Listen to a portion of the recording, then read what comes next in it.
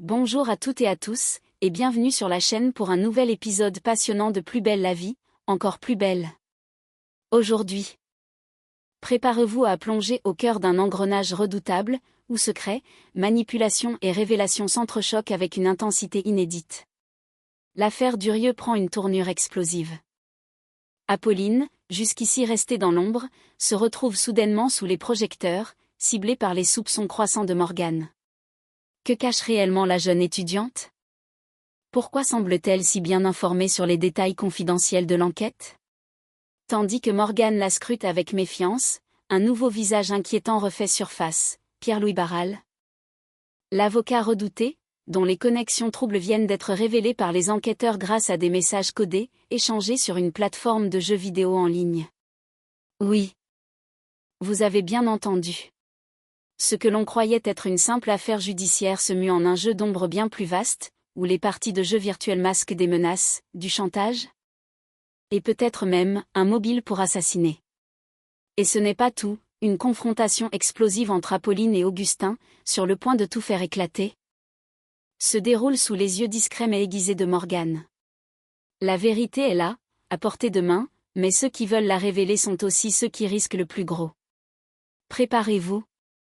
Car ce qui s'annonce pourrait bien faire trembler les fondations du système judiciaire de Marseille. Jusqu'où ira Pierre-Louis Barral pour protéger ses secrets? Et Apolline aura-t-elle le courage d'aller jusqu'au bout? Installez-vous, on vous raconte tout dans le moindre détail.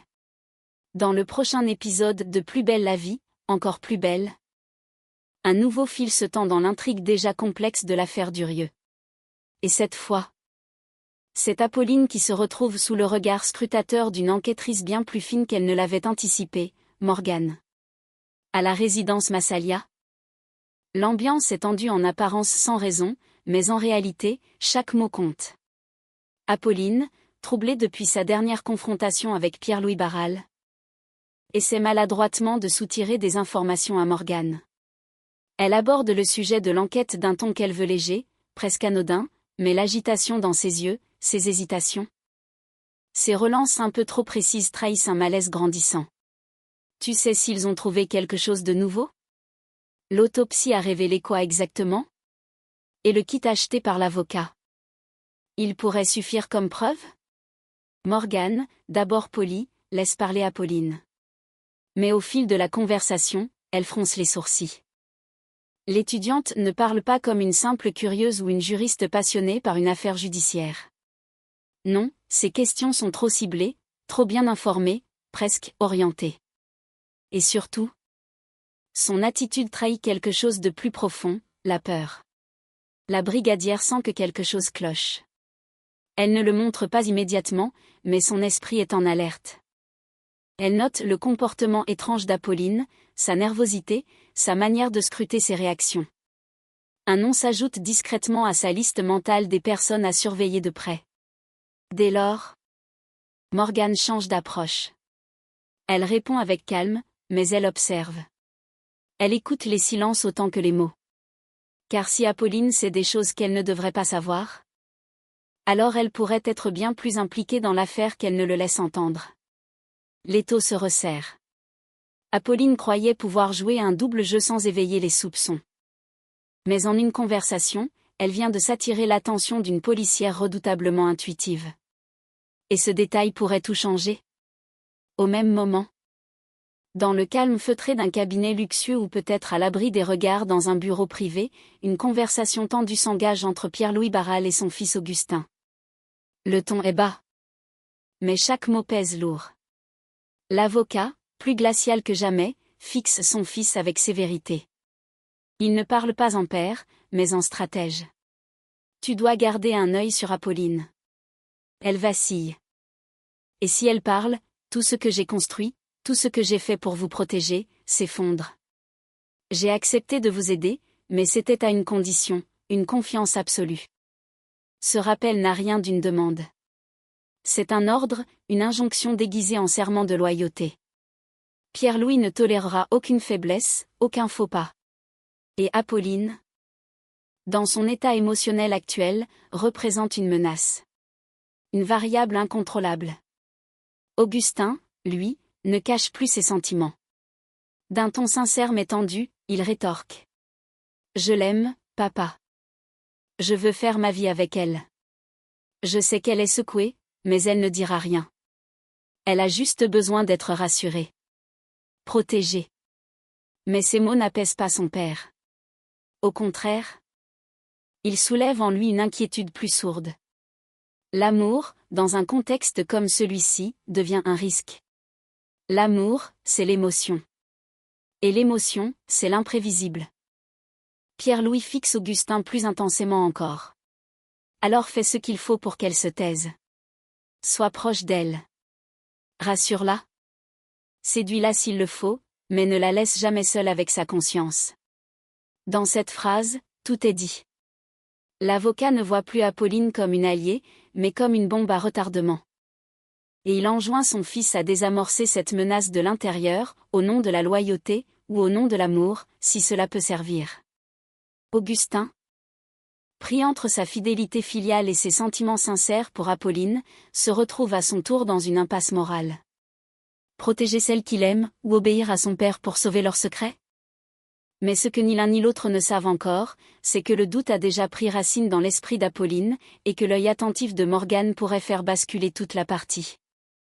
De son côté, Patrick Nebout poursuit discrètement ses investigations et obtient un rendez-vous en tête-à-tête avec la juge Colbert, dans son bureau du palais de justice. L'atmosphère est tendue, feutrée, empreinte d'une gravité sourde. Patrick, toujours aussi rigoureux, vient les bras chargés de dossiers, mais c'est surtout ce qu'il s'apprête à dire qui compte. Il entre rapidement dans le vif du sujet. J'ai de bonnes raisons de penser qu'Ariane est victime d'un coup monté.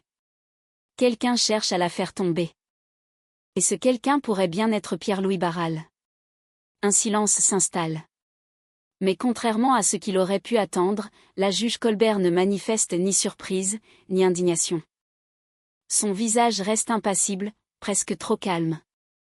Elle se lève, contourne son bureau et s'installe face à lui, bras croisés. Barral, souffle-t-elle, presque dans un murmure. Ce n'est pas la première fois que son nom remonte dans une affaire sensible.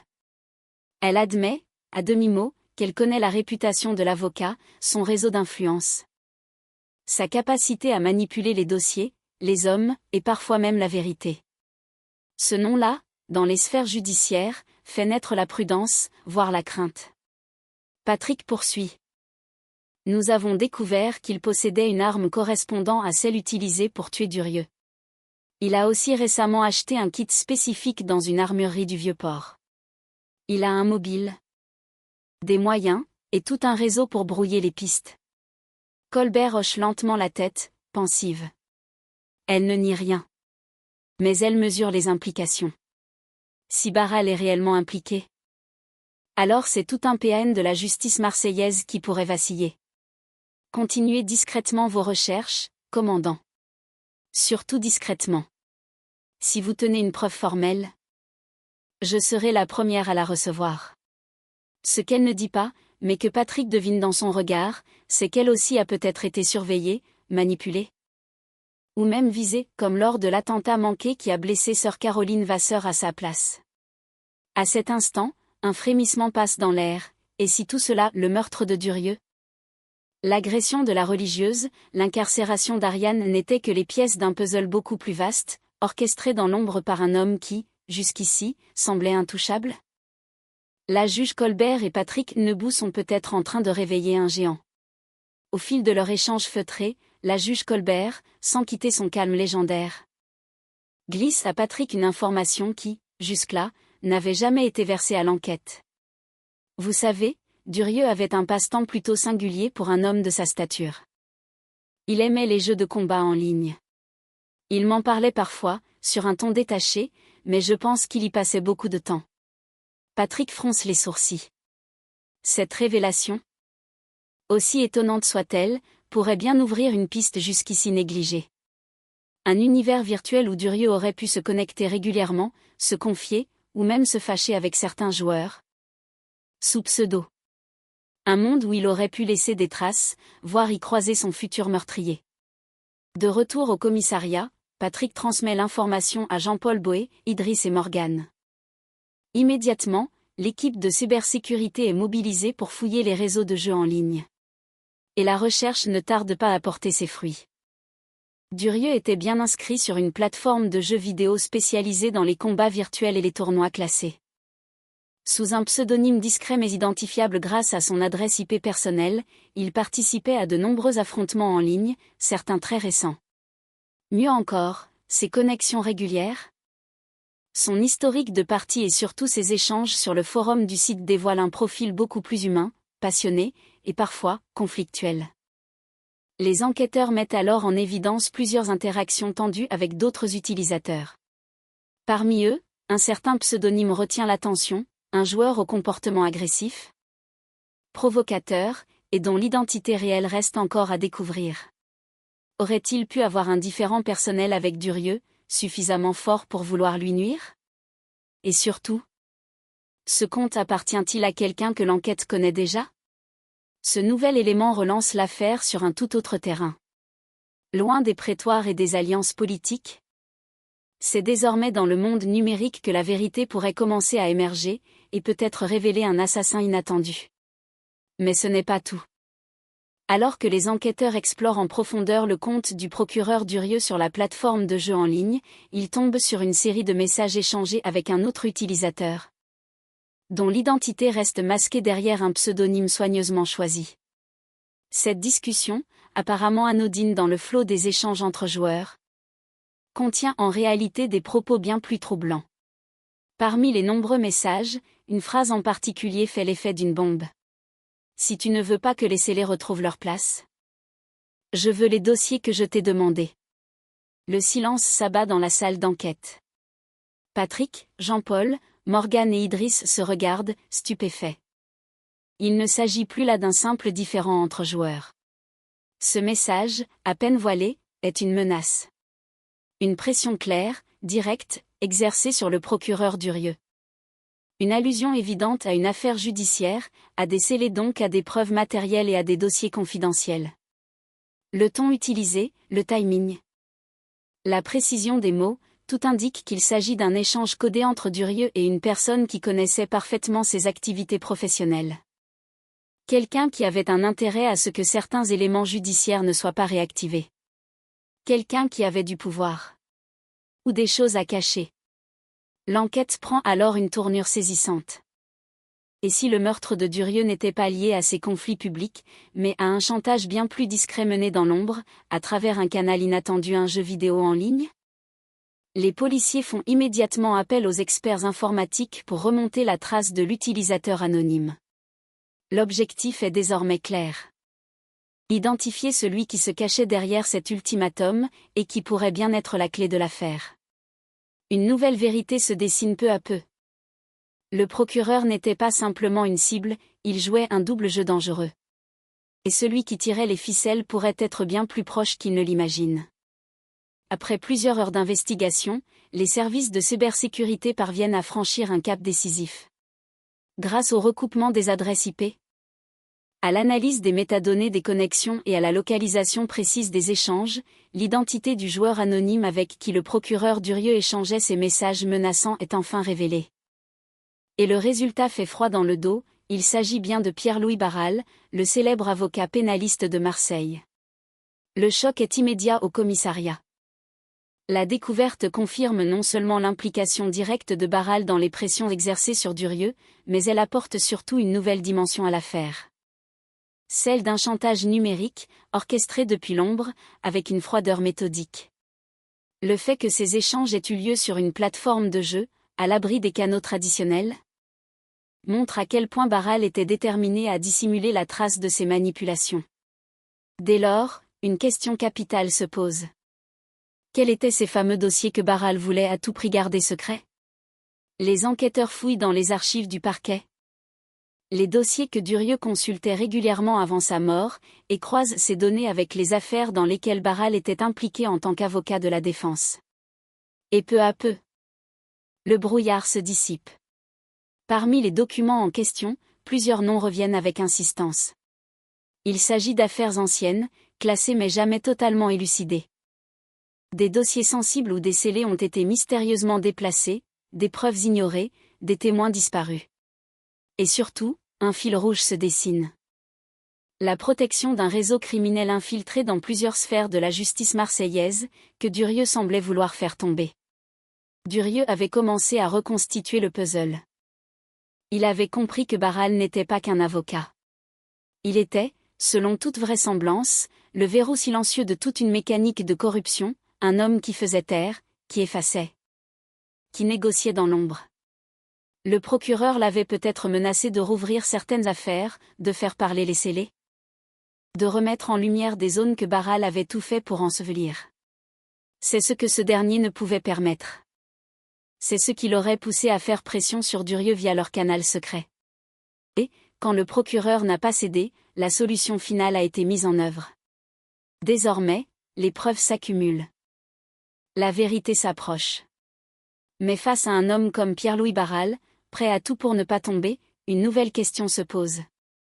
Jusqu'où ira-t-il pour étouffer les derniers éclats de cette vérité? Au même moment, une scène tendue et décisive se joue non loin du commissariat.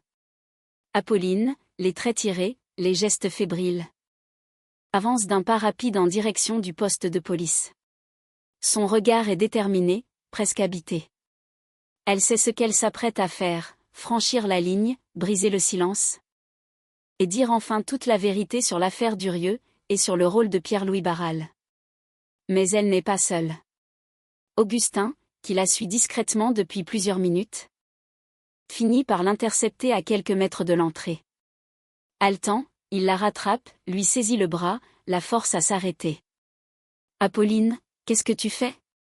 Tu vas tout foutre en l'air. Tu ne te rends pas compte. » La jeune femme se dégage avec force. Son regard est chargé de larmes et de colère mêlées. « Je ne peux plus garder ça pour moi, Augustin. C'est allé trop loin. Ton père a tué un homme, et je me tais depuis trop longtemps. Je veux que ça s'arrête. » Augustin tente de raisonner, de supplier, de rattraper ce qu'il peut encore sauver. « Tu veux quoi? Qu'on finisse tous en prison? Tu crois qu'ils vont te protéger après ça? Mon père te l'a dit, tu n'auras plus d'avenir. Ni au barreau, ni ailleurs. » Mais Apolline reste droite. Résolue. « Alors tant pis. Mais je ne me laisserai pas détruire par vos mensonges. » Ce moment de confrontation est déjà d'une intensité rare. Mais il prend un tour encore plus inquiétant lorsqu'une silhouette familière, restée à l'écart, observe discrètement la scène, Morgane. Postée non loin, elle assiste à l'échange. Sans qu'aucun des deux jeunes ne s'en rende compte. Et ce qu'elle voit ne fait que renforcer ses soupçons. La tension, les mots échangés à voix trop haute, la panique d'Augustin. La volonté d'Apolline de tout révéler. Morgane comprend qu'elle est peut-être en train d'assister à un basculement. Elle capte des bribes, des regards, une peur mal dissimulée. La brigadière ne dit rien. Pas encore. Mais une chose est sûre, elle vient de placer Apolline et Augustin dans son viseur. Et elle est bien décidée à découvrir ce que ces deux-là cherchent à cacher. L'étau se resserre. Et cette fois, les masques pourraient bien tomber, avec fracas. Voilà où nous en sommes. Une vérité numérique, surgie d'un jeu en ligne, vient mettre à nu le visage d'un avocat autrefois intouchable. Morgane, plus déterminée que jamais, voit désormais en Apolline une pièce maîtresse de l'enquête. Augustin, pris au piège entre loyauté familiale et amour sincère, chancelle. Et Apolline, elle, semble prête à faire éclater toute la vérité, quitte à tout perdre. L'étau judiciaire se resserre, les alliances se fissurent, et les révélations s'enchaînent à un rythme effréné. Ce qui n'était au départ qu'un simple meurtre se transforme en un labyrinthe de trahisons, de dossiers classés, de scellés déplacés et de manipulations numériques glaçantes. Mais attention! Dans Plus belle la vie, encore plus belle, chaque mot compte, chaque regard cache une vérité, et chaque silence, peut être une bombe à retardement. Et vous? Croyez-vous qu'Apolline osera tout révéler? Pensez-vous que Morgane parviendra à remonter jusqu'à la vérité entière? Ou Pierre-Louis Barral a-t-il encore un coup d'avance? Dites-le nous en commentaire. Merci d'avoir suivi cet épisode palpitant. N'oubliez pas de liker, de vous abonner à la chaîne, et d'activer la cloche pour ne rien manquer des prochaines révélations. À très vite pour la suite, car la chute pourrait bien être vertigineuse.